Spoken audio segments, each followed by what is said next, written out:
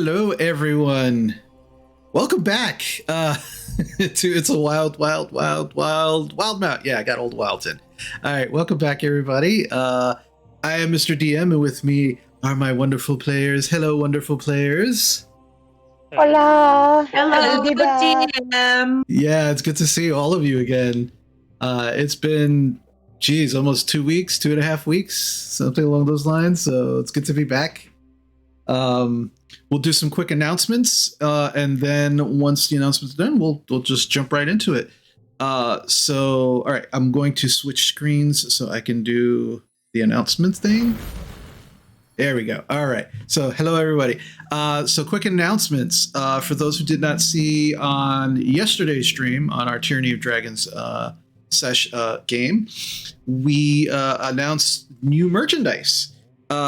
So for those who are, again, completely unaware of what's been going on with our merch, we've added new things to our merch store, and some more things have been added as well. So most of them are focused right now on our Tyranny of Dragons campaign, on the folks there, but over time we're going to keep adding stuff, especially from this game, from Wild Mount game. And, the holidays are right around the corner. If you're looking for some quality items and, last minute gifts, if you know somebody who likes D&D or loves really coolly drawn pictures of D&D characters or adventure and stuff like that, you might want to check it out. So I'm going to bring up the actual merch here. There we go. And some of these things you've already seen, but it bears showing you again. So, like, these are some of the t-shirts. These are the designs on the t-shirts. But this is one of the new things right here, is our mug. So there is a mug of the previous design, but this is just a variant design of our Tyranny of Dragons campaign. I think it looks really cool, especially on the mug. It came out really nice. This was also something that was done from our Lost Mine of Phandelver campaign. This was kind of a clutch moment in the game. If you want to know what it is, I'm not going to spoil it. You just need to go to YouTube and watch all of the shows. But this was a really cool thing. Let's see. The next one is here's a sticker. So my players on my Wednesday session basically created the phrase Wizard Mafia for a school of wizards. And so, first rule of Wizard Mafia, there is no Wizard Mafia. So there is the Wizard Mafia sticker. This right here for Iron Helm, again, but this actually is a gamepad.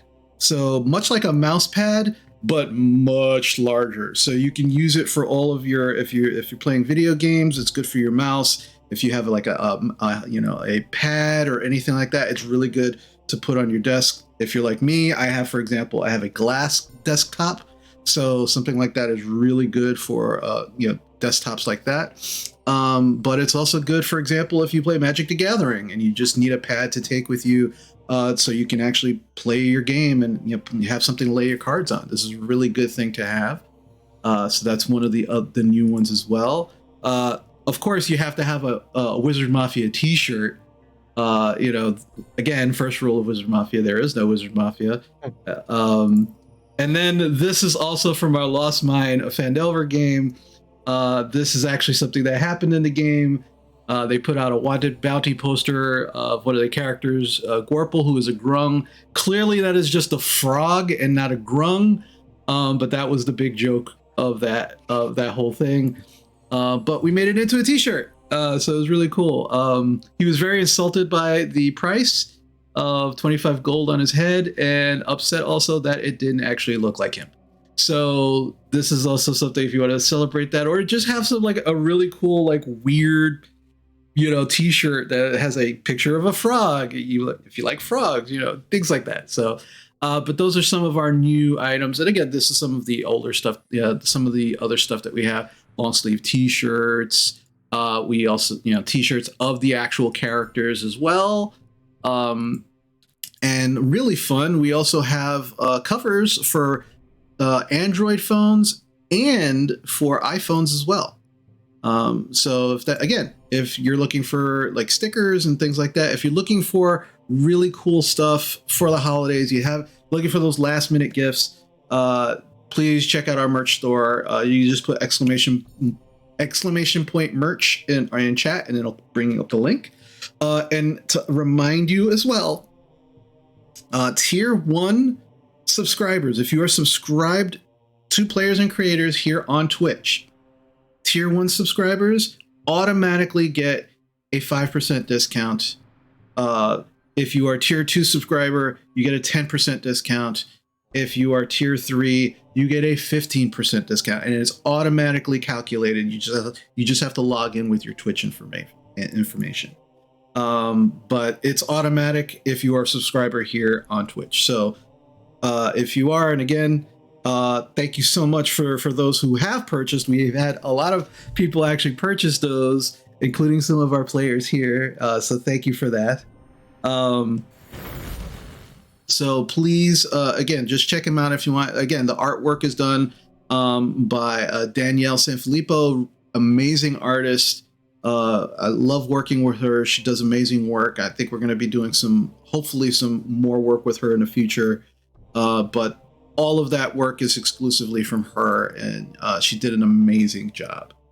And the next announcement is we will be streaming as normal next week, but the following week, the week of Christmas, Halloween, Christmas week, December 20th on, we will not be streaming at all for that week, specifically because during the holidays, people are trying to keep their sanity as best as possible. I don't want to add to the insanity by making sure, hey, come on, we're going to stream, blah, blah, blah, so close to the holidays. So we will not be streaming at all that week, for my players' sake and for their sanity, as well as yours. But we will still be doing our regular streaming next week without any issues. And as far as announcements go, I think that covers it. Again, as a reminder, you can always purchase inspirations for our players as well. If you have not done so before, you can just use channel points to redeem. You get, for the players specifically, you get 2 redeems per session. You can either specify an individual to get the inspiration or the group, and then the group will decide how they use it as they play. If it's not used, it gets redeemed to you. Your redeems get back refunded back to you. But if you're feeling saucy and you want to fuck with them, you can give me inspiration. You can only do it once per session, and it is a little more expensive. But you can absolutely do it. Inspirations do come in very handy during the game. So please do so. But again, just pick your moments, and we'll see what happens. So yeah, all right. So with that, yeah, our announcements are out of the way. Let's get back to the game. So last time, which is almost 2 weeks ago, 2.5 weeks ago, that we got together, you had just finished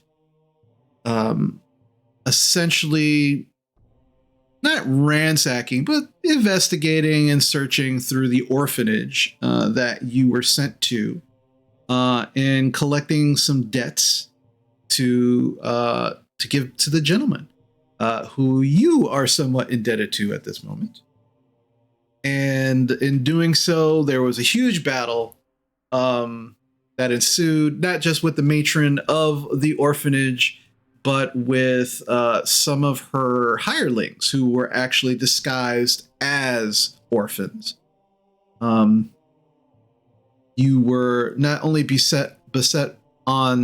you were not only attacked by them, but at some point in time, the children of the orphanage decided to help you in their limited way that they could. And you were able to kind of beat them back. But in doing so, you wind up losing a companion, not by falling in battle, but some odd, strange individual which you more or less figured out is probably an elder dragon, showed up, and in doing so summoned some strange portals, which they only took credit for one of the portals.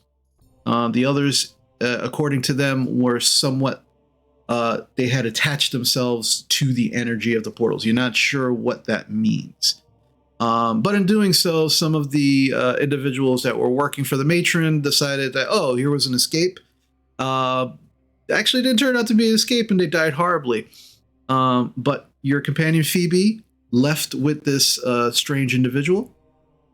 And you found yourselves in a very bloody, messed up orphanage where you are now kind of talking with and taking care of some of the orphans' needs.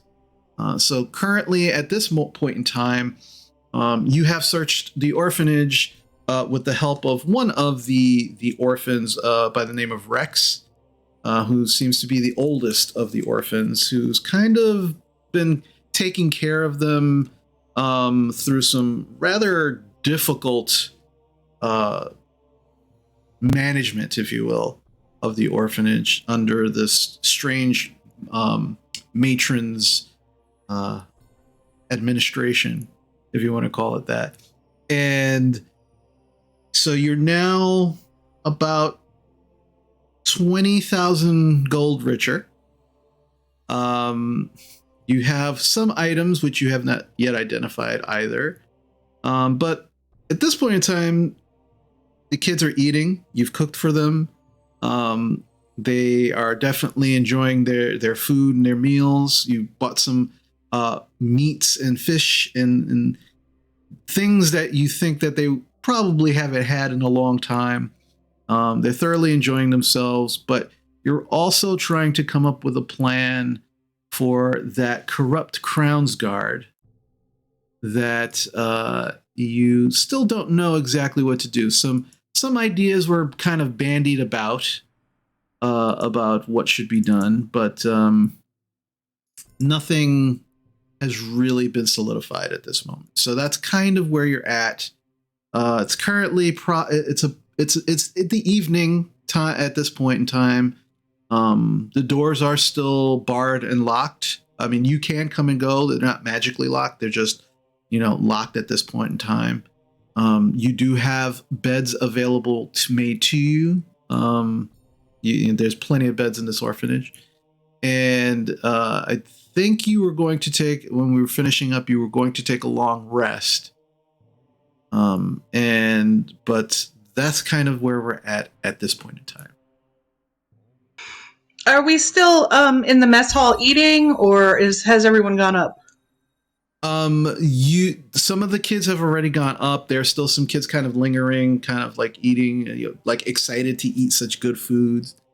But it's, you can definitely, if you want to just take the long rest and move forward, you could. But if I'm giving you the opportunity to if you want to do something before you're taking your long rest or during the evening, this is the time to do that.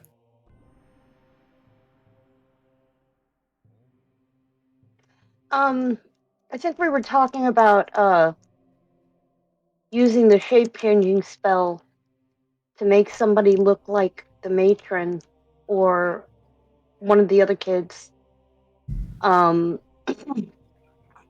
lure this guy back to the orphanage. I say we shouldn't. I mean, this orphanage has enough activity as it is. I think we should just leave them alone for now. Yeah, let's leave the kids out of it. I think we should wind up. Yeah, but if we don't do something soon, he's going to wind up showing up, regardless of what we do. If he shows up, we'll kill him. Okay. I think we should sleep in shifts tonight, since the matron seemed to get a lot of nighttime visitors. And I think we should do 2 at a time by the front door. What do you think? Sure. Fine with that? Yeah. Okay. Okay. All right. So as you are getting ready to bed down for the evening, and as I said before, there are plenty of beds for everybody. There are still some kids who are up. So it looks like the older children, and again, nobody's as old as Rex. Again, he's about 13 years old. But the larger, older kids that are about maybe 10 or 11 years old, some of them are still kind of cleaning up after the big meal.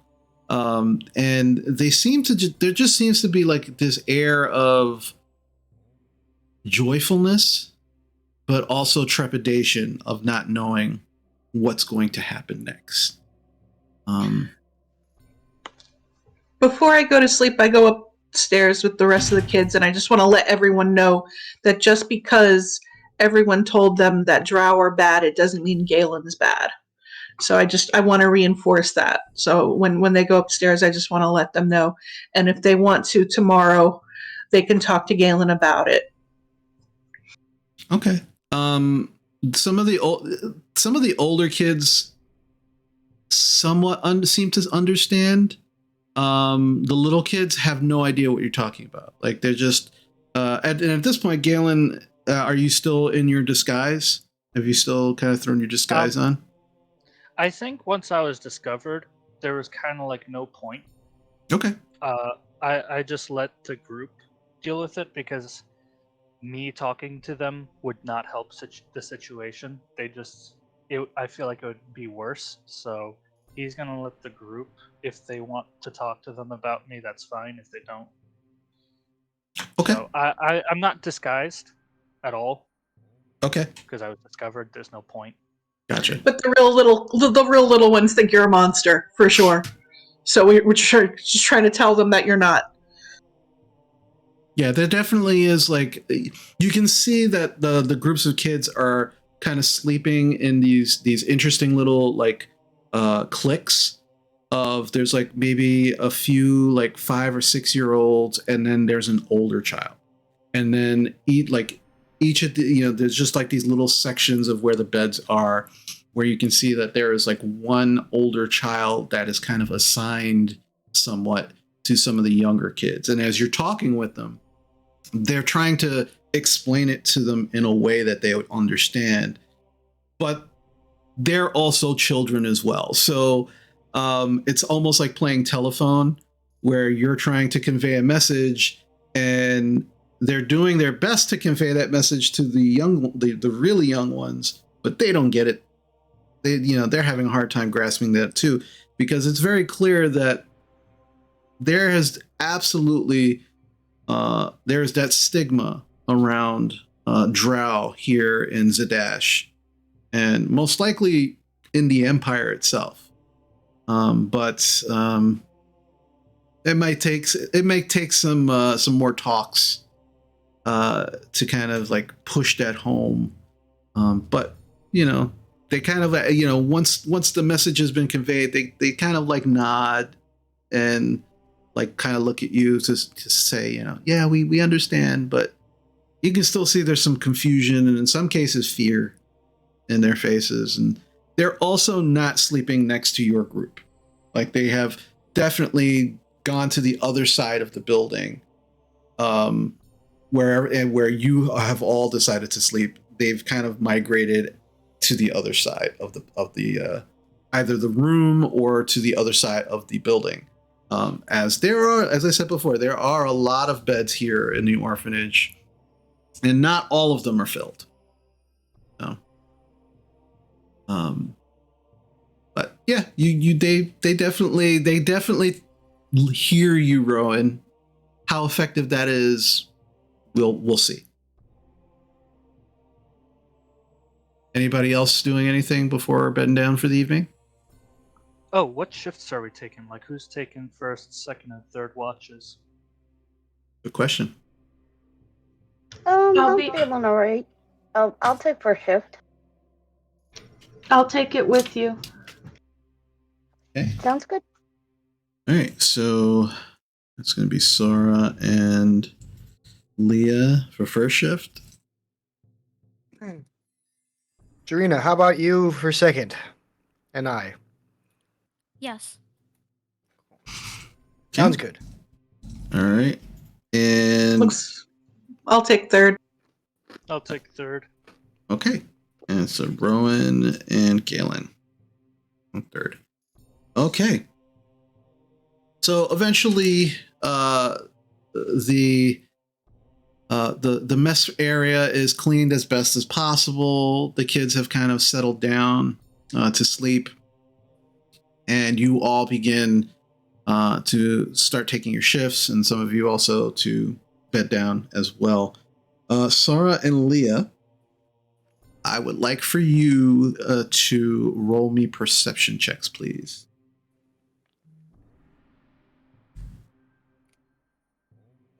Mine looks cocked, but it says 6. Okay. 6.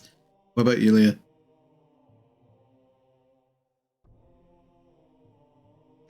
I rolled a 9 plus 8 is 17. 17. Okay. So Sora, you as you're kind of walking through the building, you're just kind of still not used to your surroundings. And let's be fair, not a few hours ago, you were actually fighting in these halls, and it was very confusing, very chaotic. You're not really paying attention too much at all. You're just kind of going through the motions at this point. And apparently I was more tired than I thought, going to the market, bringing back all the food, Right. But Leah, as you are kind of also walking through, not necessarily with Sora, but you're just also kind of like walking through the building and checking the doors and the shutters. You do see around the actual stone of the windows and the actual doors, you can see these scratch marks, engravings of these sigils that just kind of like surround the windows and doorways. They don't seem to be active at all, but you kind of put it together that this is probably how the magic was used to shut everything and seal everything when you were fighting. But currently the magic seems to be inactive. Additionally, you do notice that there are a few of the children, including Rex, who are awake. And they are also kind of walking throughout the orphanage very, very quietly. But they're occasionally like checking up on the kids. You can see them like covering some of the kids as well.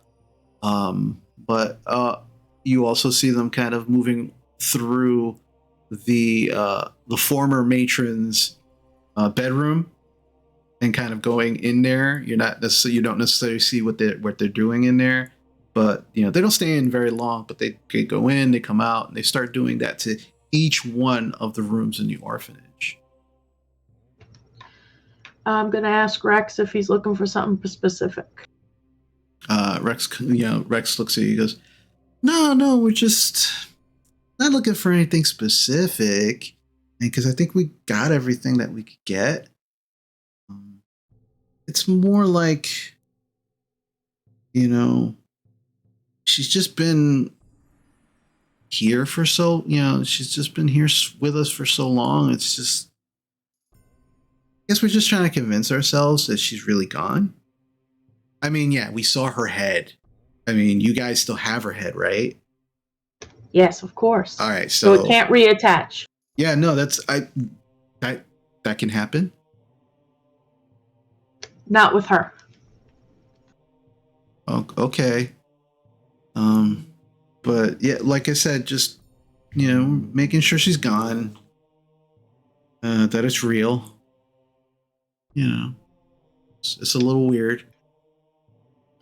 Well, you guys do whatever you have to feel safer and comfortable. We're going to try to straighten this out for you. Okay. I'm just worried about this guy showing up again. Don't you worry about that. We're here. We have a plan for that guy. Okay. Just like I said, we just met you a few hours ago too, so you seem like nice people, but you're also weirdos, and you know I gotta take care of my people. And he just kind of motions to the other kids. Absolutely. We won't get in your way. Okay. And so after he just kind of like mills around and says, "All right, bye." And he just turns around and he goes with the other kids, and they continue kind of like, looking around. But eventually, a few of them kind of peel off and then go upstairs. Some of them go to bed. Rex stays up for as long as he can, but eventually you catch him in the mess hall, sitting in one of the chairs, just kind of like mouth open, drool coming down, just kind of sleeping there. Didn't actually make it upstairs to the bed, but definitely is just like passed out, exhausted. I want to gently cover him with a blanket so as not to wake him up. Okay. I have super stealthiness. Yeah, I'm gonna say make a sleight of hand check for me. Did anyone hear that ringing when she spoke? Okay. So I rolled a 6 and my sleight of hand is plus 11, so it's 17. 17? Okay. Okay. So you grab a blanket and you go to kind of put it over him. And as you do, in a flash, there is a dagger at your throat. And you just kind of look down and he's just holding a dagger up to your throat. His eyes are barely open. And he sees that it's you, and he just kind of pulls the dagger back. He kind of looks down at the blanket. He goes, "Sorry." Leah's just going to smile at him and say good form and walk away. And he just kind of grabs the blanket and sheathes the dagger and just kind of puts it over himself. And he doesn't leave the seat. He just kind of sits there and eventually he falls right back to sleep. Yeah, he got a 19. Kid's got some stats. He's tricksy. Yeah. Definitely a tricksy little guy. Yeah. All right. So, but thankfully, your first shift outside of that goes without incident. And you and Sora go and wake Jarina and Squall for their shift. Before I go to sleep after my shift, I did want to speak to Varys a little bit, if that's okay. Yeah, that's no problem. All right, so you go up to your bed, and this is gonna be interesting. Where are you sleeping? Like who do you think you would be sleeping around? I'm gonna sleep on the second floor, not in one of the barracks rooms, but in an empty space so I can go talk to Varys. Okay. Yeah, you could do that. I will say. Let's see. Yeah, you can find like the office area. It doesn't have a bed per se in there, but if you wanted to like go in there and just have like a conversation and then go to sleep, you could do that. Sounds good. All right. So you go inside. You go into the office, and again, you guys tossed this office pretty well. There's the open trunk where you found all of the gold, and then underneath the gold, all of the drugs that you found as well. Paperwork that's just kind of strewn about. Most of it you've already went through. So you just kind of pick up one of the chairs and you kind of sit there. And as you turn around, like leaning against the wall, where the chest is open is Varys, and he's just kind of looking down inside the chest, and he's just kind of shaking his head. And he's like, that was a lot of fucking money. What are we doing with it all? We have plans for most of it, but I want to check out what's in our special pouch. Oh, yeah. Please, yeah, open it. Let's see what you got. Leah starts opening up, checks the pouch for traps first because it feels very light. And Sure. I will say, make an investigation check.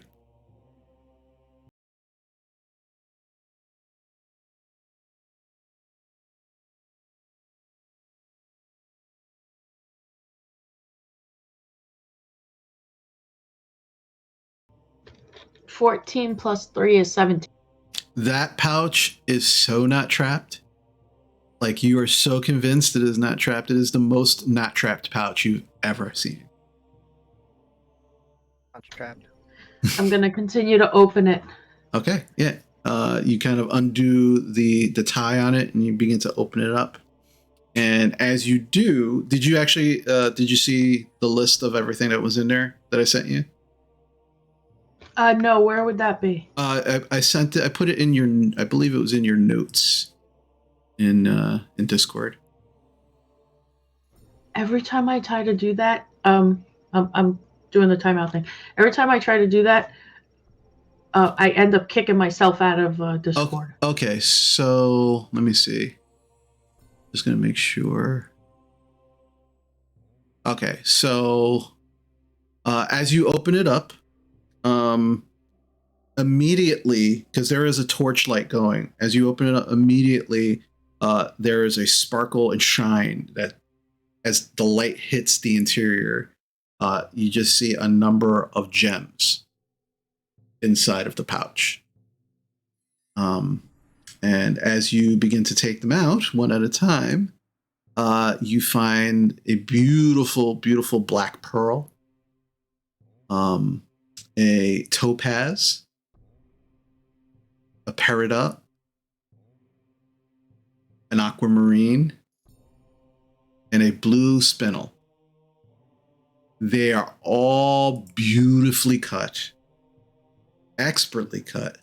And in your estimation, you would probably say that each one of these gems is worth anywhere between 400 to 500 gold pieces. Each one.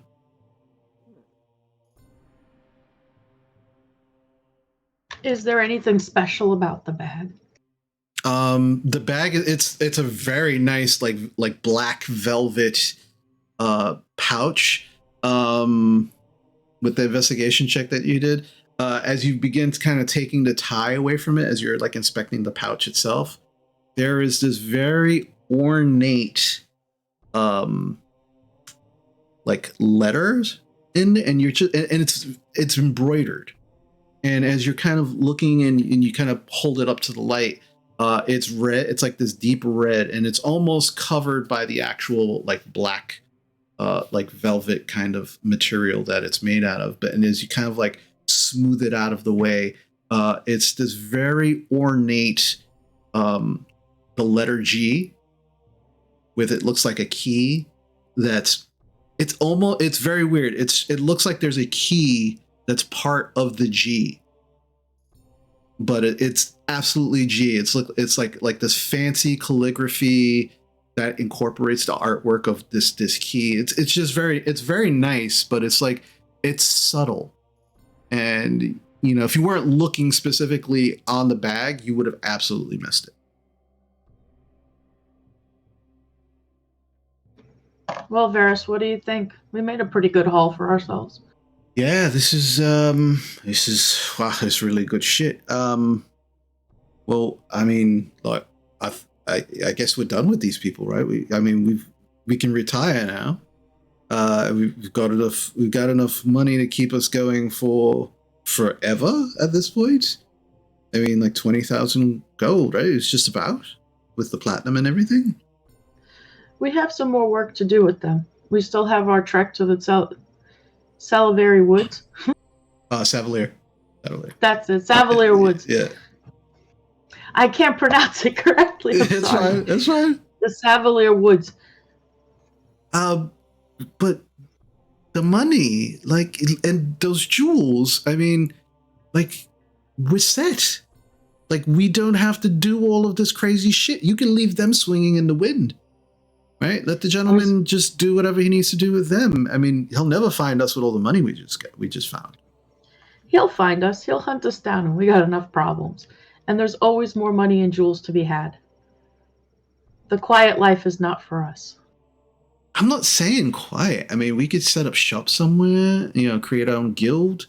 I mean, nobody's saying we have to stop working. We just don't need to keep working with these people.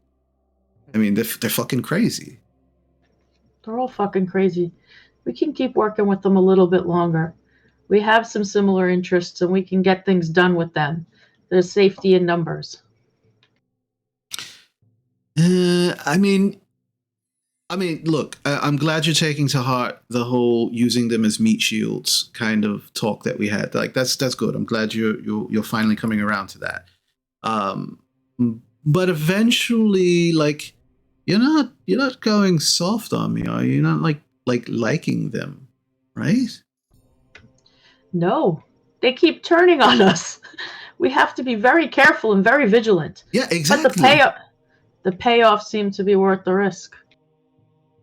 This is one of the biggest payoffs we've ever had, you have to admit. Yeah, absolutely. But I mean, all right, my point is this.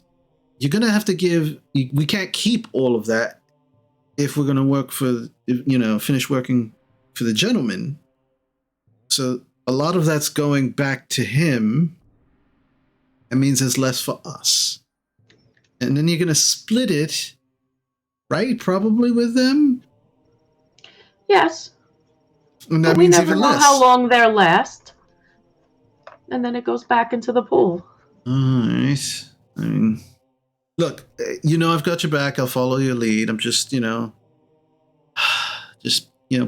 playing as Modius's the advocate here. Just this is what we have to do, and if you want to keep following them, that's fine. It's just like I said, I'm just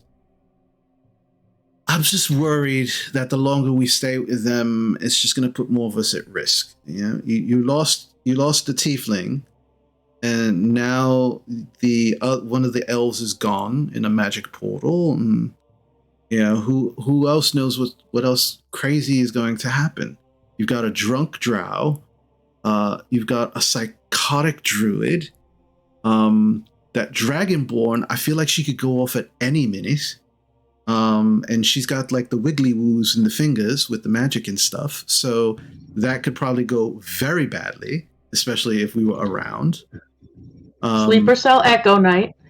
Yeah, like he's already said he's from the Kreen dynasty, and the Empire's at war with them. I don't think it was because they called them bad names. So, I think it's probably a very dangerous thing. The only one that seems to have any sense is the healer. But she's super young. She seems very unsure of herself, and every time she like does the whole black eyes, fear me thing, it's it's just I don't know what's going to happen next. Well, it seems that she's very, very young, and she's just learning. But she did save our lives. And for that, we should, a couple of times. Of course, it was friendly fire, but she did save our lives from friendly fire. Yeah. But it counts. It definitely counts. All right. Like I said, I'm concerned that, I'm just going to wake up one day and you're not going to be alive, and that's going to be very difficult for both of us. For various reasons, obviously. But yeah, if you're sure, I'll follow your lead. It's fine. We'll see where it takes us for a little while longer, at least. All right. So my next question is, so So what are you going to do about the drugs? We're saving them for right now. We're gonna Yeah. have to. Gotta hide that really, really good. You know how illegal that is. Like super. Like we get caught with that. There's no trial. Our best bet is to plant it on the Crown's Guard. That'll be the best way to get him out of the picture quickly. We just have to work out a plan to do it. I'm sure I could slip it to him without him ever noticing. Yeah, I'm sure you could do that too. It's a shit ton of it. There's a lot. It's weird. It's a little too much. Yeah. Who knows how many people she was supplying? That is true. Maybe one of these rugrats knows something. You can squeeze them for information. I mean, they're small. It's not going to take a lot to get information out of them. They don't have any trust for us whatsoever, and I can't blame them. But I think we can get some more information out of Rex. He seems to be the most knowledgeable. Yeah, he's the shiftiest of all the children. That's for sure. But if he doesn't talk, just kind of like take him up to the roof for the nice view and just kind of hold him over until he talks. No. He can work with Shifty. He's a kid. He's very light. Your arm is not going to get tired very quickly. You can hold him out there for a while. It's fine. I'm sure we could get the information out of him another way. I'm just saying, if you've tried everything, nothing seems to be working. That's we'll call that option B. We'll call it option B, okay? Right. Because option A is you tried everything else. Option B, just hold them over the roof. I'm sure it'll be fine. But just be careful. I'm very concerned. There's a lot of weirdness happening and more than normal. More than normal. Definitely more than normal. Let's see where it takes us. Yeah, just be careful. Always. All right. And as you're talking, he looks past you to the doorway and he goes, we have company. And as you turn around, standing in the doorway is the little girl, the little druid girl, just kind of standing there. She's kind of rubbing her eyes, clearly just kind of like looks like she just woke up. And she goes, "Who are you talking to?" I turn around to her and say, "I'm talking to my familiar, who you're going to meet tomorrow. But for right now, you have to get to bed, and so does she." What's a familiar? My familiar is a magical friend, and she's able to help us. Why do you keep saying she? He's clearly a guy. And she points to Varys. Lee is a little stunned by this because I didn't realize anybody could see him but her. So. And Varys just looks at you and he goes wide-eyed too. "Oh, honey, you're just dreaming. Go to bed, please." And I start to usher her out the door. Okay. She goes, okay. Don't push me. I'm fucking magic. And she just, okay. she lets you, she kind of like moves ahead of you so you don't push her anymore. And then she finally gets into bed and she lays down and she goes right back to sleep. Now we're all confused. And as you go back into the office to take a look, Varys is gone. Okay. All right. First thing in the morning, though, I do want to conjure up Lucy. Okay. If that's okay. Yeah, we can get to that. But you head out you go down to bed down for the evening. But it is now Jarina and Squall's turn for watch. So I would like for the both of you to make perception checks for me, please.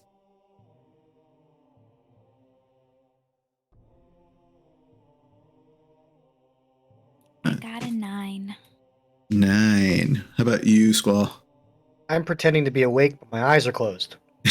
4. Yeah, so you both kind of like go through. You take a couple of strolls throughout the orphanage itself. Everything seems to be fine. Most of the kids are asleep. You do catch the occasional kid just kind of sitting up in bed, like watching the two of you. Should you just kind of like walk by their bed or whatever. But they're not like getting up out of the bed. They're just kind of like sitting in bed watching you. And eventually they do go back to sleep. But all of the kids are not asleep at the same time. And you're starting to get the impression that this is probably something that they've figured out, that they need to sleep in shifts for reasons.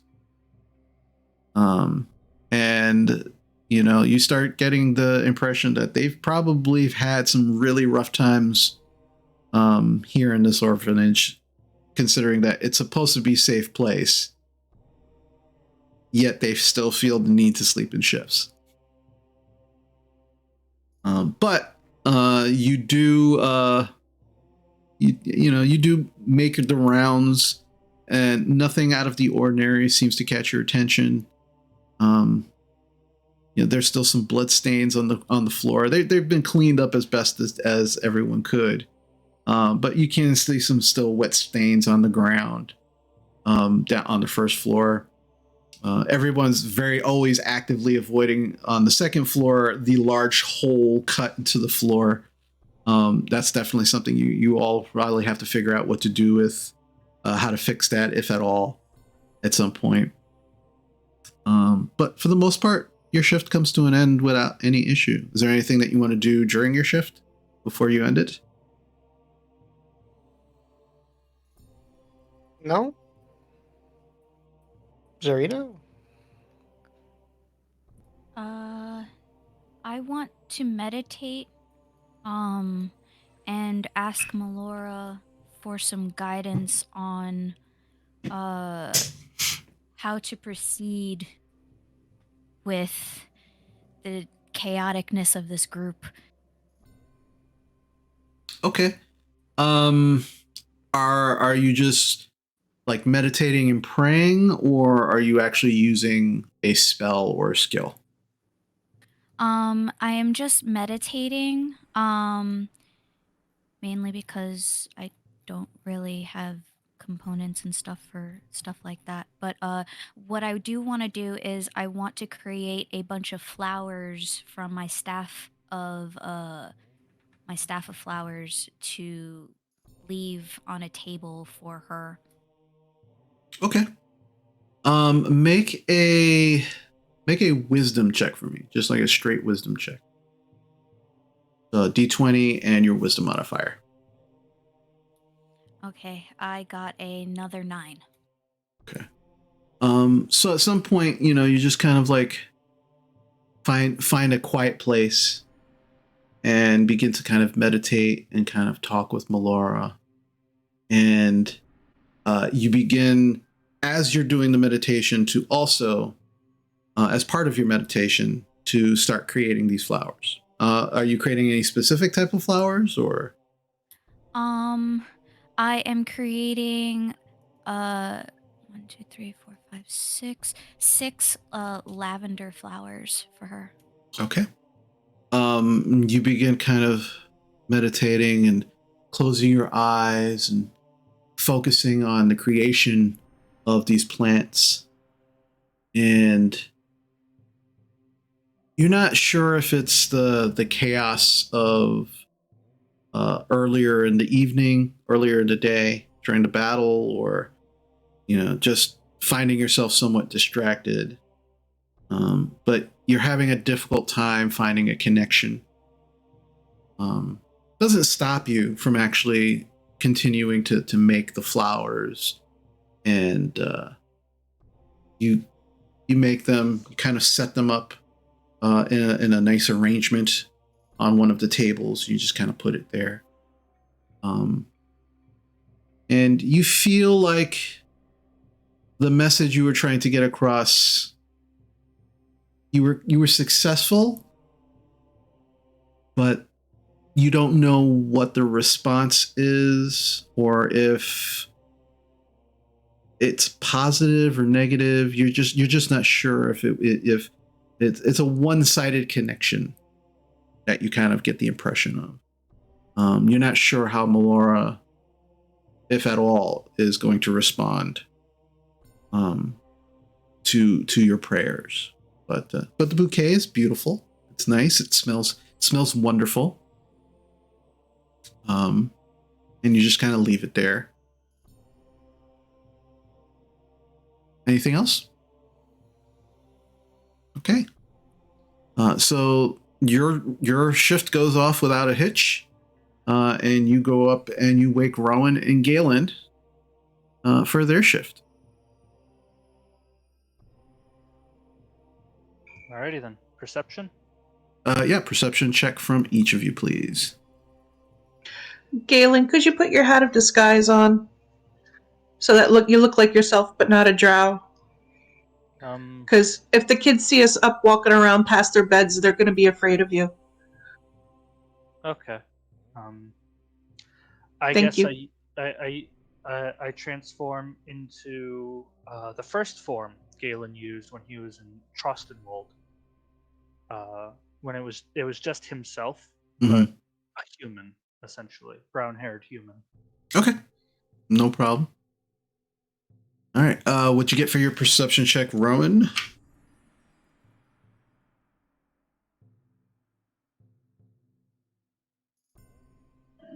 Nine.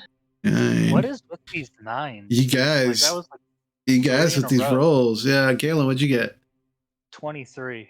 23. Okay. Yeah, I have good perception. It's just I always have it at disadvantage. So when it's not on disadvantage, I can see everything. So the two of you also begin kind of doing your shift, strolling throughout the orphanage.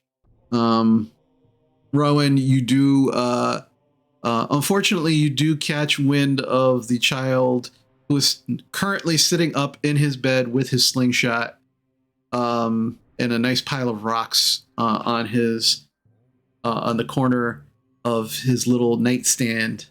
And as he sees you, he just kind of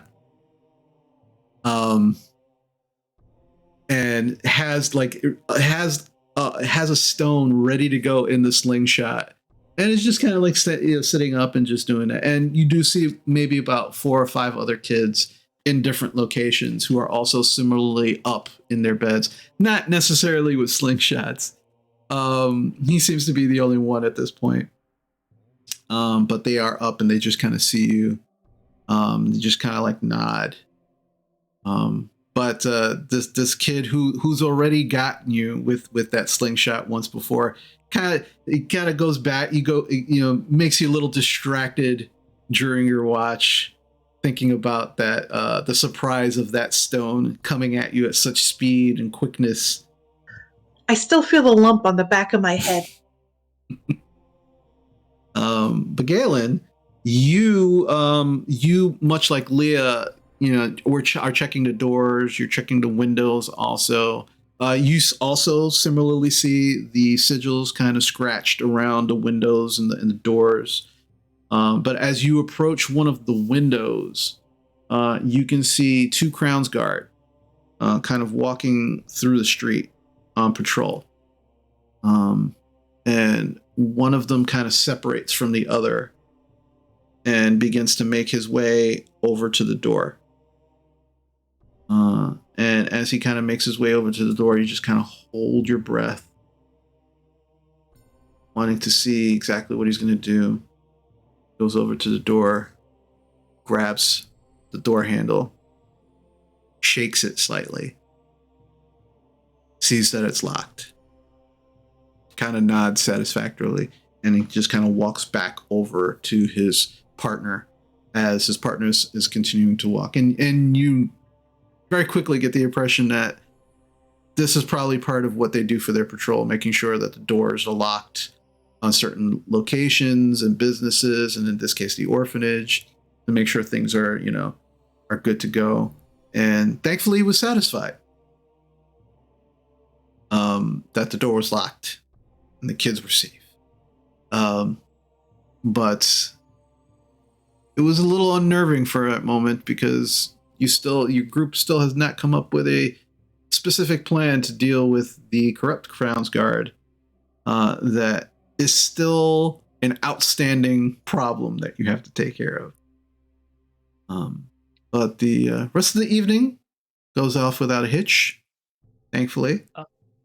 With my extra high perception roll, like the extra points or something, do I notice like any secret doors besides the one that leads into essentially an outhouse? But like, are there any like more like secret cellars that I had noticed? That I would say specifically, if you want to do that, I would say that's more of an investigation check. So you can make an investigation check, and again, your shift is like over the next couple of hours, so you definitely have time to do that if you want to do that. Yeah. Yeah. I think Galen's just making sure like how paranoid this woman was. That does she have like an escape room for in another escape room or some weird stuff like that. Okay. So Yeah. So make investigation. Yeah. Not bad. 13. 13. Yeah, you begin more thoroughly as you're going kind of from room to room now, just kind of like checking the walls and the floors, just seeing if you can find anything that resembles possibly other, trap doors, hidden areas, things of that nature.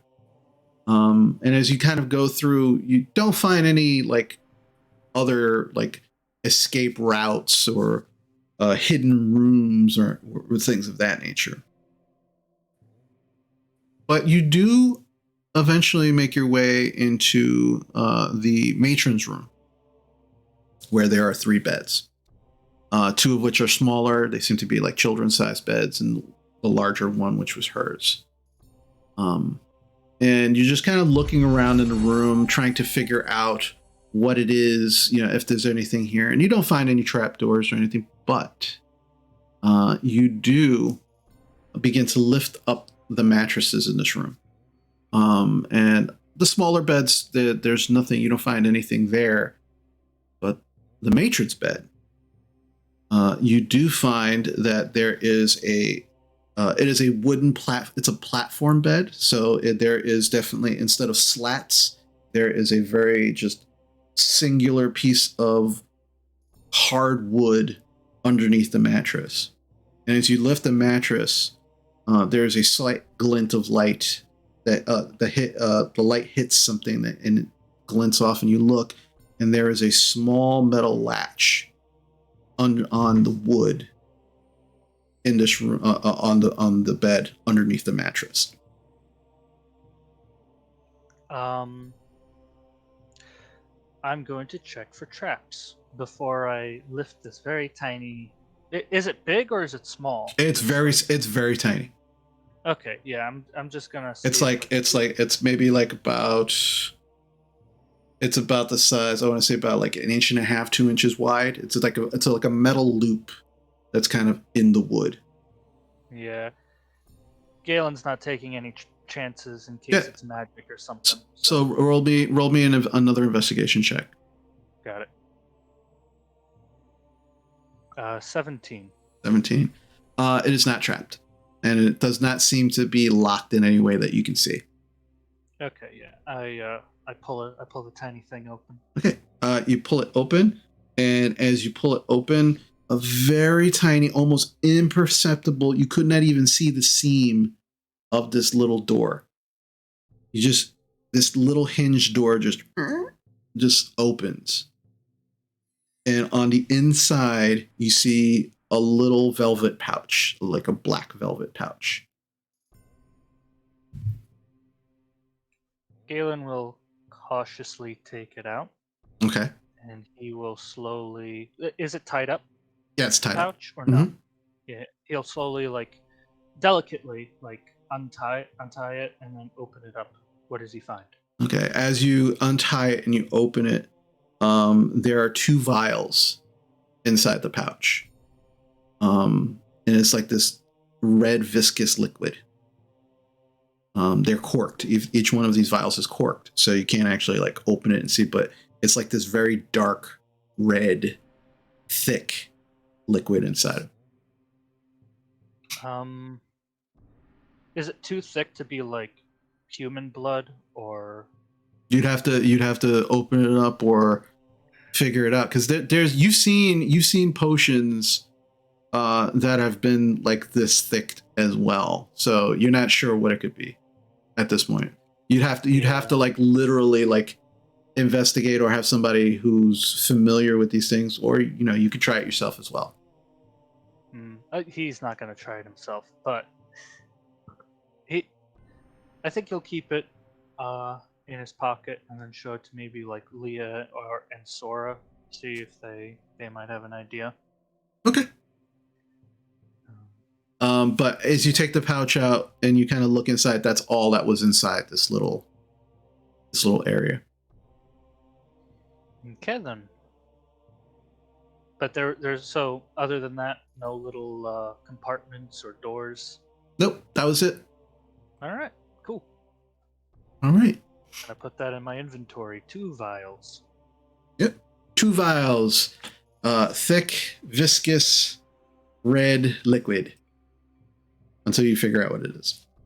And so with that, your shift comes to an end without any issue. And at this point in time, the rest of the orphanage is starting to awaken. You will all have the benefits of a long rest. So you get all your stuff back. You can hit that long rest button. Get all your stuff back. And at this point in time, the kids are all starting to get up and just kind of looking around. They're all making their way to the mess hall. Even though there's no food starting to be cooked, they definitely are looking for food. And you actually see some of the older kids making their way to the kitchen. And eventually you do start you're smelling and hearing the sounds of active cooking in the kitchen. I'll help them make breakfast. I'm awake anyway. Okay. As you get into the kitchen, Rowan, you can see some of the kids, like they have already wrecked this kitchen by just throwing shit around. But they are making the semblance of a breakfast, right? But there's already like bags of flour kind of thrown to the ground. Not that they've used flour for anything, but they were actually using it to stand on to kind of like reach the counters. And so some of like there's flour everywhere. You can see their footprints kind of like going back and forth through the flour. What are you guys making? Rex is in there. He goes, "We're making breakfast." Okay. What are you making for breakfast was my question. One of the kids, one of the older girls who you haven't met yet, you can see her, she's just like stirring and she's like, "Scrambled eggs." And she's stirring, and there's this foul smell coming from the pan. Just foul smell. What kind of eggs are you scrambling, honey? I don't know, the eggs that were in there, and she points to this crate that is open. They went bad. These are not eggs you cook with. These are eggs you use to... Well, never mind. We eat these all the time.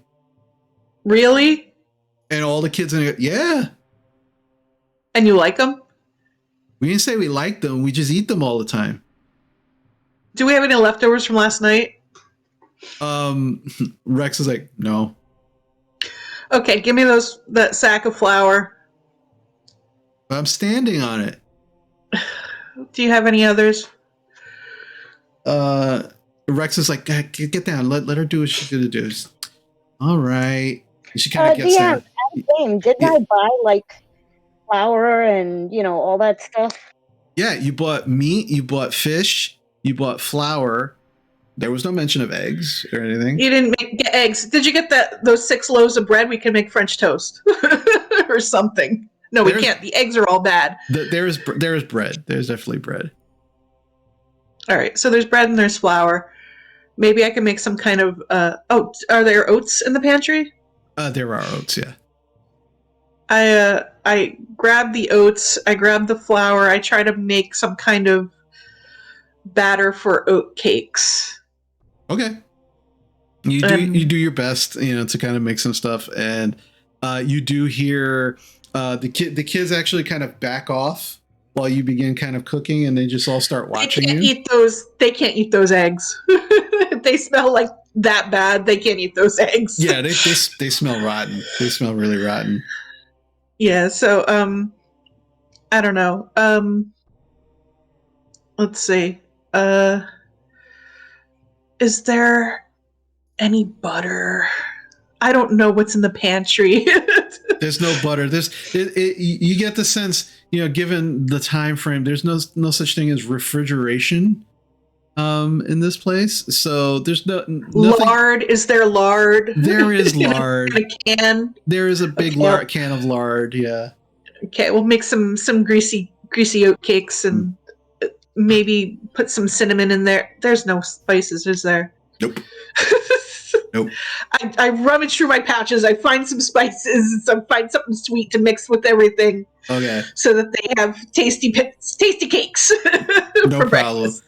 And as you're kind of doing this, and the kids kind of see that you kind of have this in hand, they actually start leaving the kitchen. And you hear Rex kind of like, as they're leaving the kitchen, "Don't worry, the crazy dog lady's got this. She's cooking breakfast." And you hear some of the kids go, "Yay!" Because you actually made the stew last night. So they were very happy with that.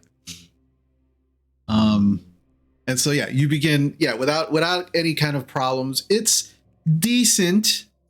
It's not great, but it's definitely better than these kids have had in a very, very long time, as they devour this food. There is no leftovers. There is nothing left. These kids just eat it all, and they are very, very happy with it. And they're going to have carb overload, but that's okay. They need low carbs. They don't seem to have any issues. But as they're kind of finishing up eating, like Rex kind of like stands up on one of the tables. It's like, okay, just because things are different now doesn't mean that we don't do anything different. So remember the shifts that you take for baths? And, we're going to do the same thing we do every day. And he kind of thinks for a moment, and he goes, "Well, we don't have to go out and steal today. So when you're done taking your bath, just kind of get dressed, go upstairs, and we'll figure out what we're going to do next." And the kids are like, "Okay," just like, kind of milling about, and some of them kind of rush off. And Rex seems to have a lot of this in hand. But the kids eat, and there's food enough for all of you as well. But don't worry, guys, I didn't leave you behind. But as you are all kind of like preparing to eat your food, and actually, you start to eat, you do hear, let's see, what is it that you hear? You do hear from the front of the building, there's like a loud knocking coming from the front doors.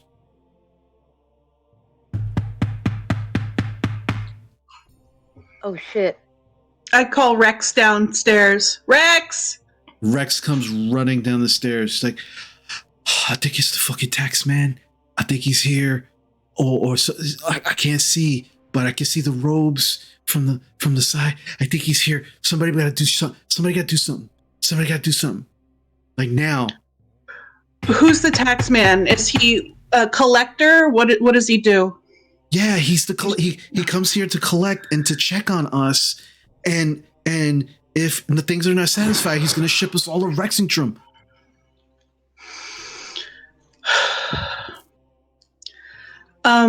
Okay.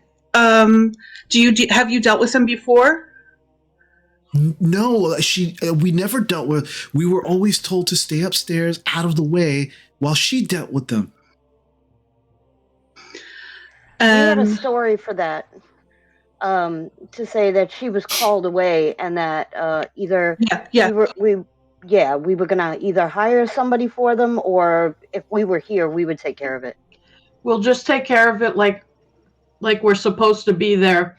Give him less information so that he has nothing to go against us.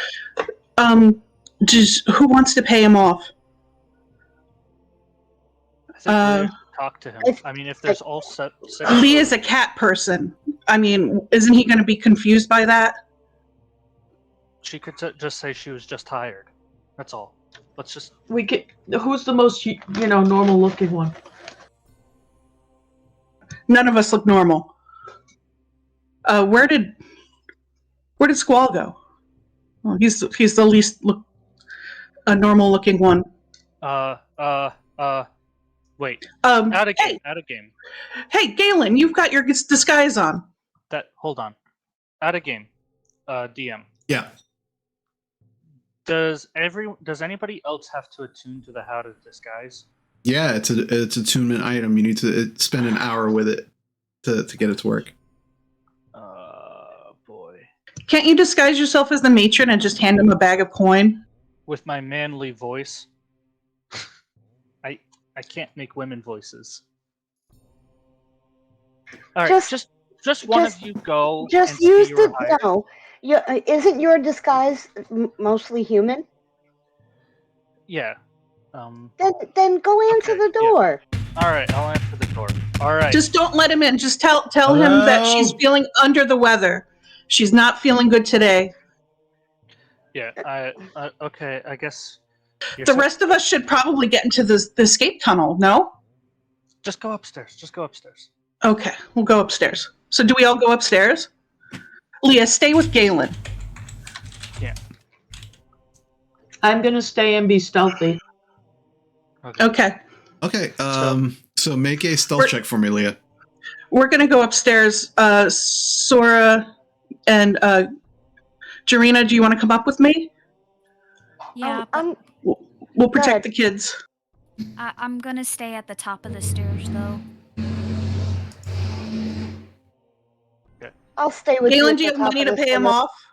I got this pouch of 9,000 that I was going to give to the gentleman. I'll just give some. No. No. If Leah is staying with you, then Leah's got the coin. Yeah, Okay. Leah has the money. Okay. Leah. I'll count out what we owe him. Calm down, Galen. All right. What about the blood? We cleaned it up. I helped the kids clean it up, okay? All right. Just go. Stop talking. Yeah. Yes. All right, so I open the door. All right, so you go over to the door, and you can hear that the knocking is becoming very, very pronounced. And as you open the door, you see this elven gentleman. You're not sure how old, but definitely older in years, as there are some crow's feet beginning to show on the eyes. The robes are black with gold trim, and he's just kind of standing there. Very, very. You can see there's a little bit of frustration on his face. He has gold hoop earrings from the tips of his ears, the pointed tips of his ears, all the way down.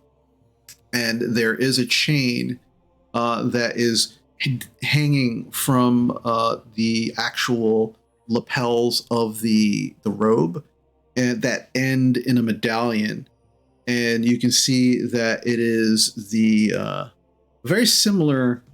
You've actually seen this symbol before when you were over at the hall where you got your work, and you can see that it is the symbol of the Lawbringer. And as he stands there, he goes, "Well, finally, someone answered the door. Who are you, I'm Derek. I was just hired a week ago. The matron is not feeling too well. How may I help you, sir? As you say this, he kind of looks at you and he just pushes his way past you into the hallway. And as he kind of walks in, it's very weird. It's almost like you can't hear his footsteps. There's almost like a glide to him as he kind of just very gently kind of like glides in. He goes, "That was a lot of unimportant information that I don't care about. You said your name is Derek?" Yes. Leah, what was your stealth check? 15 plus 11, 26. Okay.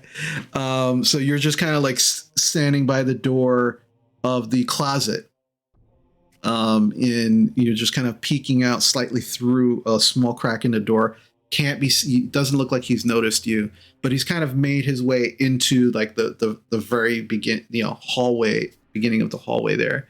And as he looks at you, Galen, he goes, "Will you tell the matron that I am here?" Oh, you don't even know who I am. Just started working here. I'm Morik Autumnspell. I am the deputy collector for here in Zadash. I just wanted to make sure that things were above board here as I normally do. And as he pushed his way past you, you can see there are 3 Crowns Guard that are just standing at the doorway. They were behind him, and they're still standing there. They haven't come in. So I'm here for the taxes as well as the inspection of the premises. If the matron is ill, I'm assuming that you will be taking up that responsibility. I think so. Yeah. Are you aware of the arrangement? Arrangement. That would be a no. That would be a no. Very well. So he walks back over to the. He kind of walks back over to the door, and he goes a moment, and he closes the door, and he turns back to you. He goes, "If you pay me the taxes, and then you pay me something a little extra, inspection won't be necessary. I will take it on your word that everything else here is fine."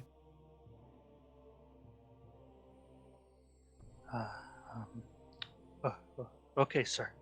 Okay. So, how much is the taxes? Just ask the matron. This is. Oh. Okay. So I above game. I don't like to wait. Be quick about it. Yes, sir. So above game, Galen starts. So he's at the front door, right? Yeah.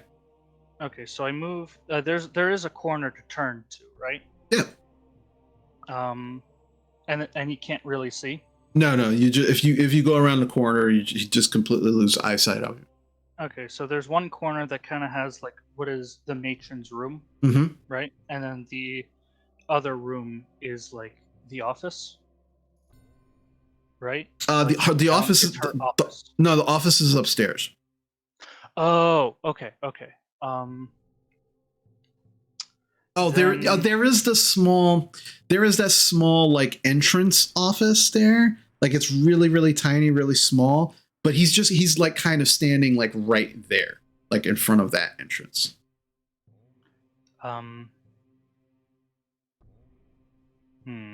Okay.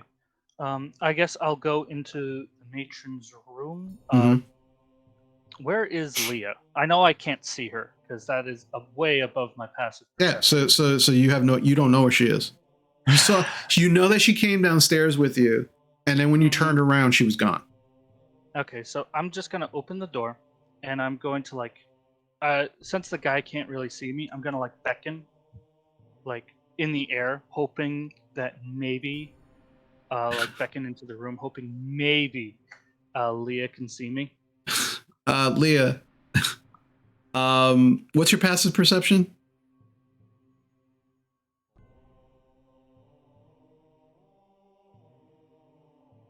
Where would passive perception be? That is. It's 18. 18. Oh, okay. Yeah, you definitely see as Galen is walking by, he starts flailing. And you get the impression that he's trying to call you over to follow him. But this man is standing right out in front of the open. So you would actually have to come out of the closet and walk around the corner to follow Galen. You can try if you like to do it without being seen. Can Galen come in? He's already walked past you and beginning to turn the corner. Is there a way to close the door to keep the tax collector from seeing? The tax collector is not really paying much attention. Like he's just kind of like standing there. Definitely seems frustrated. He's kind of like tapping his foot at the moment. You could, if you wanted to, try to like leave the closet quietly and then make your way around the corner when he's, specifically not looking in your direction, but it's up to you with whatever you'd like to do. All right, let's try that. Okay. Make a stealth check for me. Same thing, 15 plus 11, 26. Okay. Yeah, without any incident, you just very slowly begin to open up the closet door and you're just watching him and you wait until he just kind of like he's standing there and he looks down at his robe and you see him just kind of like picking some lint off of his sleeve, and as he's paying attention to that, you just very quietly duck around the corner, get out of the closet. You even get a chance to kind of slowly close the door behind you without making much noise, and then turn the corner, and you can see Galen there just kind of flailing and freaking out.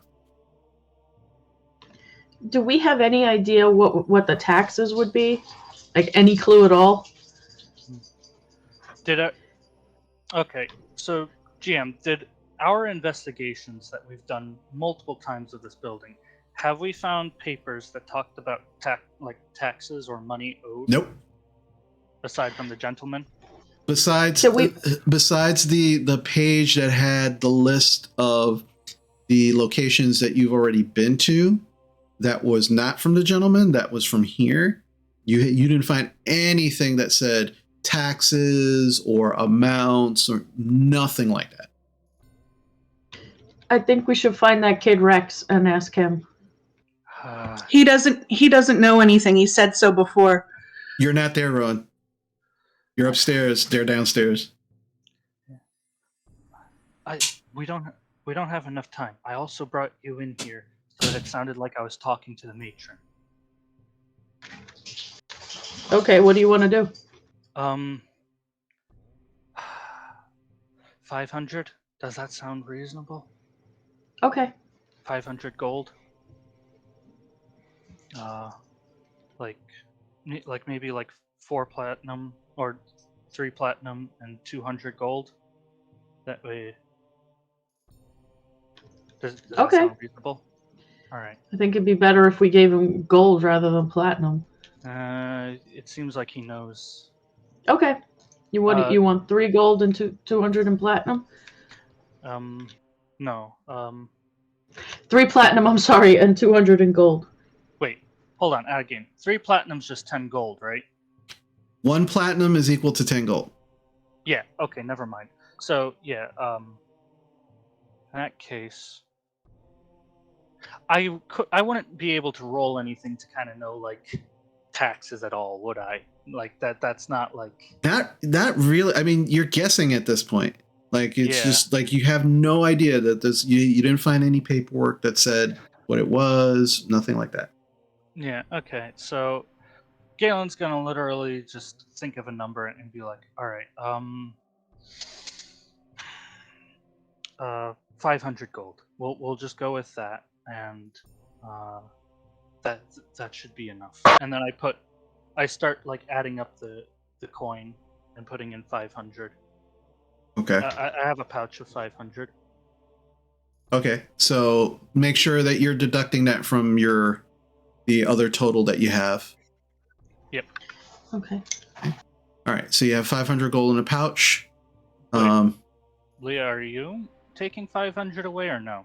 I'm taking 500 out of the massive hoard we found Oh, to okay. give it to you. Okay. All right. Okay. So, I then walk out of the room, and I still have like a little bit of like a nervous look. Like Galen's essentially just like having this like nervous child look to him. Okay. And he kind of goes up to the guy, and he's like, she said this. I was given this amount. I don't. Is this it?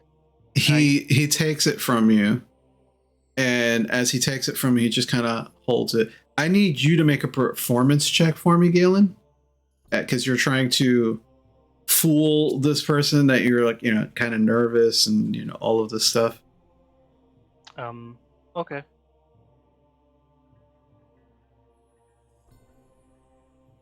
Can I use an inspiration? Because that was a 9. I don't know.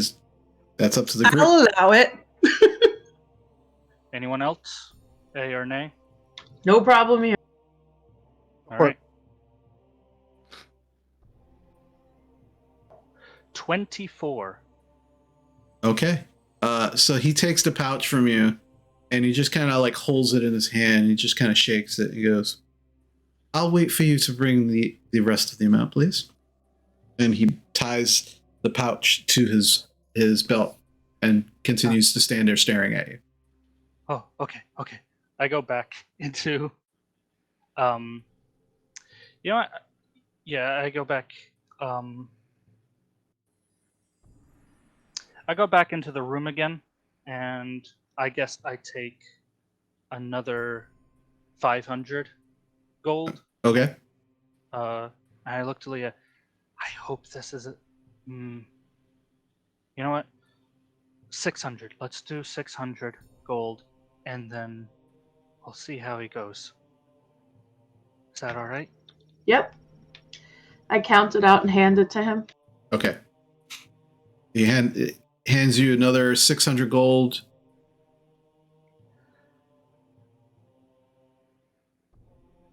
So you coming out and giving it to him? Yeah. Okay. I for some reason I thought you already said that, and No, I was no. a little like confused. I was like, yeah. I go back out again. No worries. And, so yeah, you go back out and you hand it to him. He kind of looks at it, kind of weighs it slightly, opens it up, looks inside, ties it to his belt.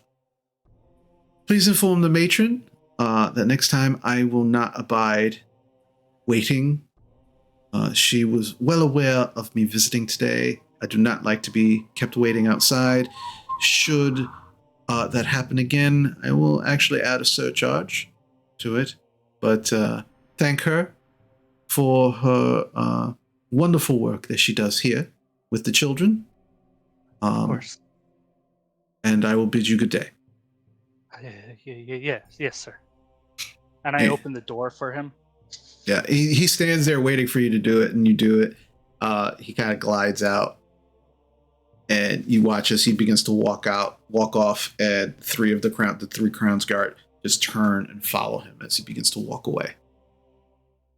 I let it linger a little bit, just to make sure that they're gone, and like look around a little more, see if there's like no extra guards around. Make a perception check for me, please. All right. I think.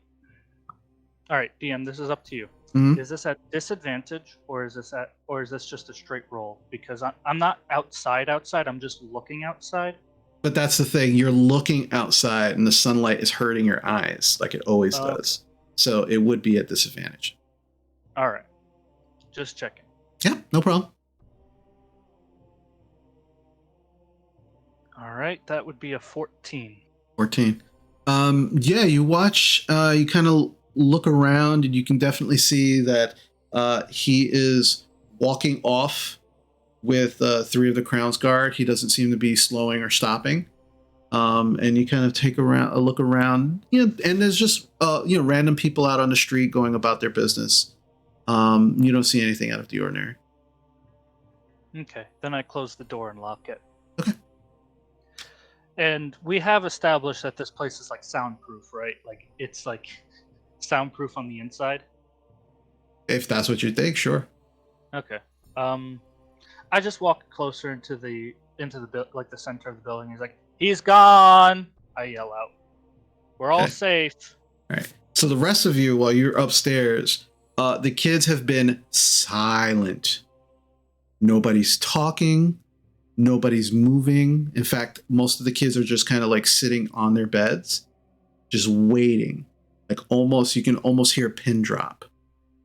And as Galen says he's gone, every one of the kids just sighs. Like there is this huge audible sigh from all of these kids. Like, and Galen and Rex is like, "That was close, man. Holy shit. Oh, I gotta go pee." And he just he runs downstairs to go use the privy. But yeah, seems like one of the things that you had to worry about is taken care of at this point. Hey, do you guys want to watch me change into a dog? A few of the kids are like, "Yeah, that sounds cool. Yeah." A couple of the other kids are like just shaking their heads, looking at you like you're weird. I wild shape into a dog. The ones that were excited just go, "Oh!" and they just run over to you and they just start petting you. And it's not the gentle petting. It is like, oh my God, like they're super excited. Some of their hands are filthy and sticky, and as like you feel some of your hair being pulled out as it's happening. But you have like I lay down so they can climb on me. Yeah, and so I can walk around with them on my back and stuff. Oh, they're super excited. They're having a great time. There's like about like eight of these kids who are very, very excited, and some of them are like waiting their turn. Some of them are pulling the kids out. No, it's my turn, and just they're having a good time. The other ones are just kind of like looking at this and just shaking their heads. Like I go over to them and I lay down so that they can pet my belly. A couple of the kids just get up and walk away thinking that that's really weird. And one of the kids comes over, like he goes to get up and he looks at you and he goes to pet your belly. And the other one goes, "She's a woman. She's a woman. She's not a dog. She's a woman. You're petting a woman's stomach. That's weird. She's weird." The other little kids that are playing, they don't care. They're petting. You're a dog. But that one he kind of stops. Yeah, that is weird. And he just turns around and walks away. But again, there's like a number of kids who are just very happy with what's going on. The other ones are just a little weirded out. Rex has run downstairs. He's using the privy.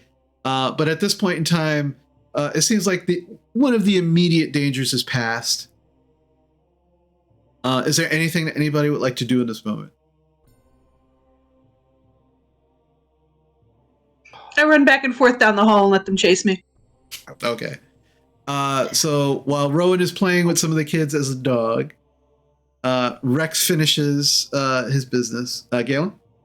I wanted to kind of show Leah the files and ask, like, I've been in like run down places, and they kind of use like little vials of stuff to kind of heal themselves and whatnot. Have you seen these potions before, or know offhand what they look like? I'll show them to Sora for extra information, but do you have an idea, Leah? And I show her the 2 vials I found. Okay. Do I have any idea what they could possibly be? I will say make either a medicine or investigation check. I'll go with investigation.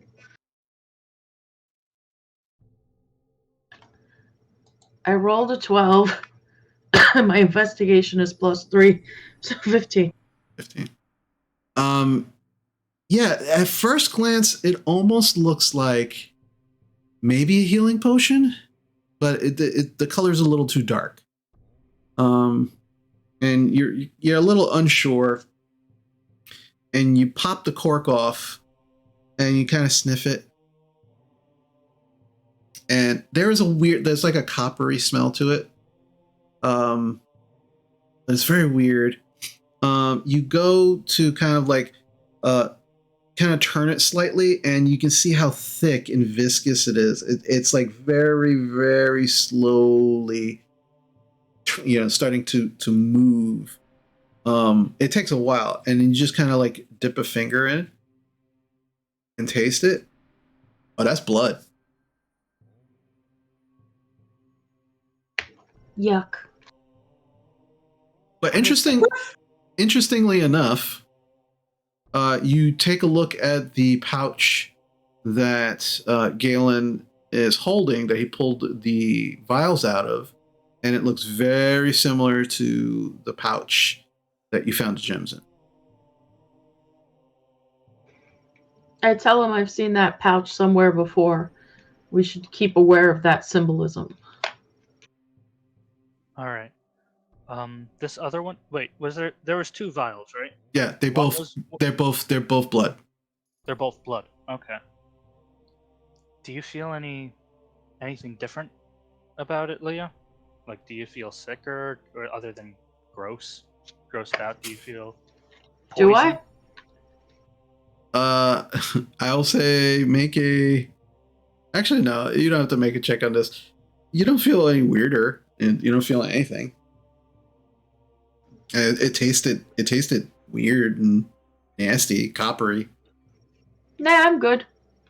Only reason I ask is because she was using her own blood as a weapon. I don't know if that's just like an item or something. I'm sure it has some value somewhere. Hang on to it and we can sell it when we go to the merchant. I don't know if a merchant would like blood. The Pumatsol. I'm gonna talk to Sora and see if maybe this stuff is used for like magic. Maybe, I don't know. I'll ask her and then I'll tell Could you. always ask Leo too.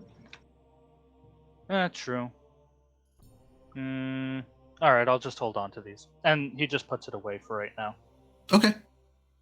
Anybody else doing anything? Wants to do anything in this time? I have to summon Lucy. Okay. Where are you going to do that? Oh, that same office that I was in last night. Okay. You have enough incense, right? Leo gave me enough to summon her like 10 times. Okay. So make sure. All right. So make sure you mark off 10 gold worth of incense, and you spend the next hour summoning Lucy. And are you doing this in public, in front of the kids, in front of your friends, or where are you doing it? I'm gonna go up to that room and do it privately in that office I was in last night talking to Varus. Okay. So You hear me running back and forth past you. This is pretty much what you hear. You go into the room, you close the door, and you begin summoning the summoning ritual for Lucy. And again, it's very odd. It's you almost go into a trance. There's no conscious thought to the actual ritual. It's almost as if you're running on instinct. You're not sure what a lot of these sigils mean. You don't know why this works or how it works. You just know that you set up these components, the incense, and light them in a very specific way.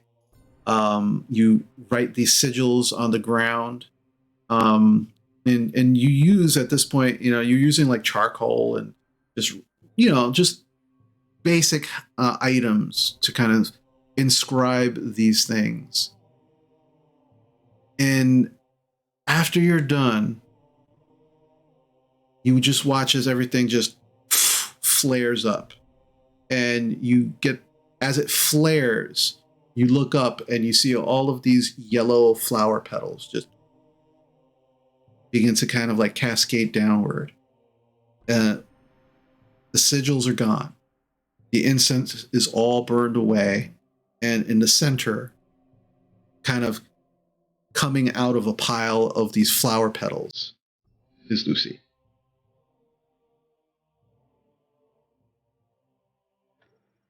Hey, Lucy.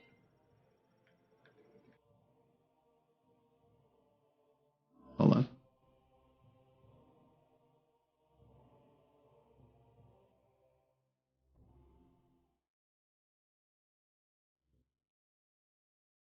Hello, Master. We are in an orphanage full of children, so I'm going to need you to be invisible for a little while. Can you do that for me? What are children? Children are not snacks. They are small humans, small people. Like Lucy? Kind of like Lucy, only they look different. Tasty? Not tasty, yucky. Very yucky. Yeah. Exactly. Don't eat the children. Okay. And then you watch as Lucy just disappears. And stay close to me.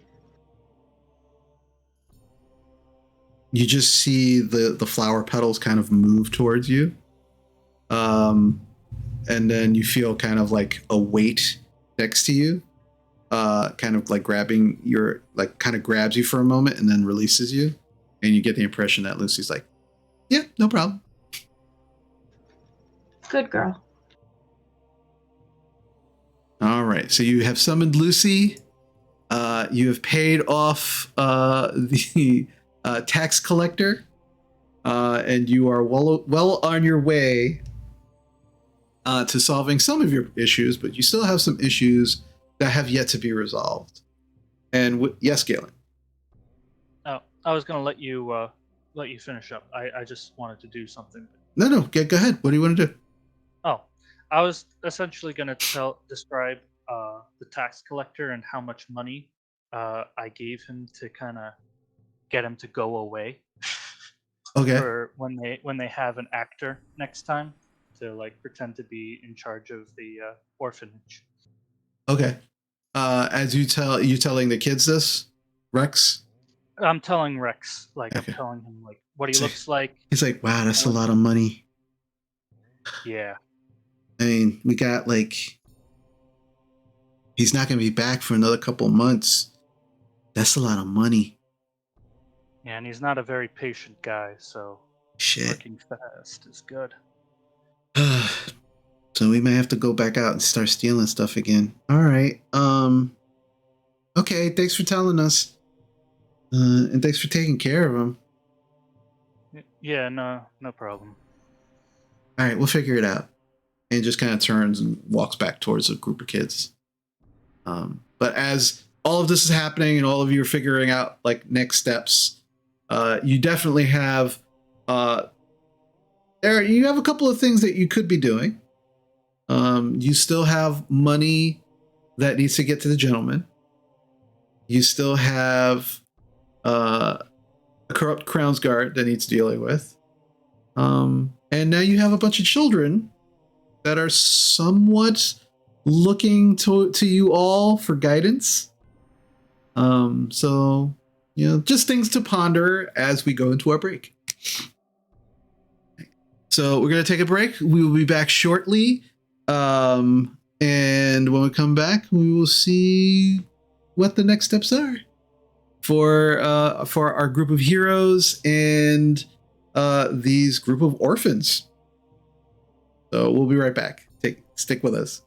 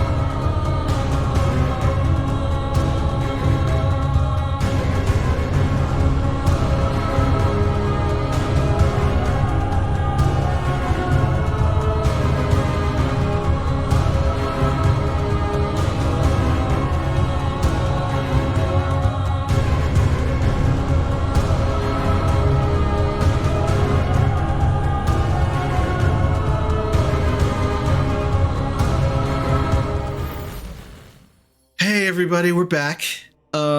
Just very quickly, I want to address something very quickly, and then we can kind of go from there.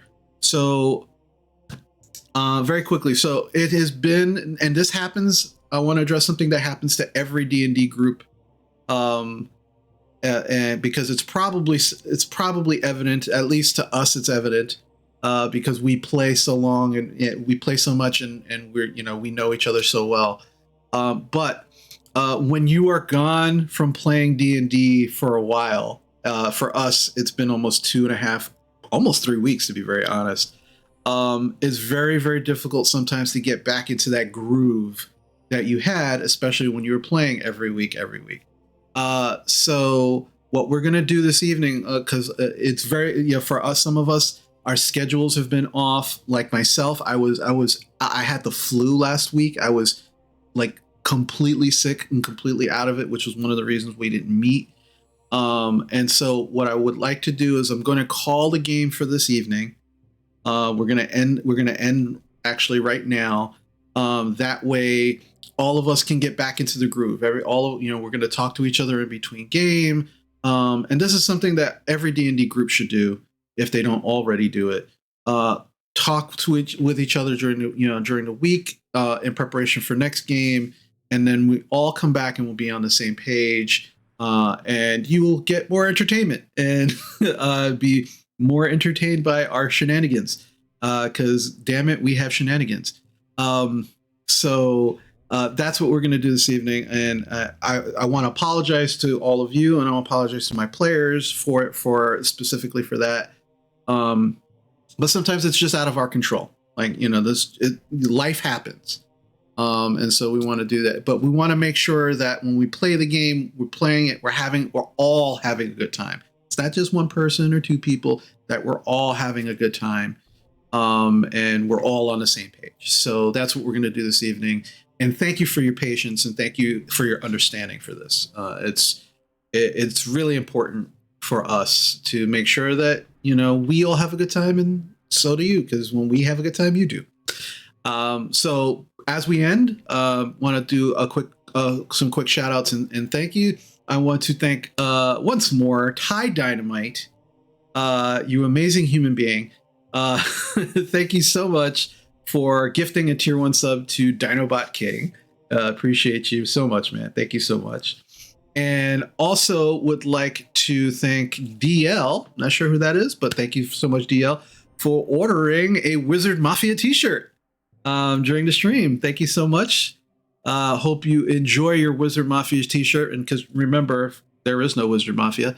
And as I said before, our merch, we're going to continue adding, to our merch. We're going to have some more interesting things. But again, thank you so much for understanding why we're going to be cutting tonight's game short. And but we will be back next week. There will be more shenanigans, more fun, more role play, and hopefully some combat going on also. And we'll have a great time next week, I promise. One announcement I actually did I forget to mention was tomorrow there will actually not be a Friday Night Magic. Normally I do Friday Night Magic every Friday at 8 p.m. Tomorrow there will not be Friday Night Magic. So just in case you have that on your reminders, you make sure it's like, no, tomorrow night, no magic. And this weekend, Saturday, to be specific, I will be at PAX Unplugged. Not actually like at a table or doing anything. I will just be like everybody else, wandering around having a good time.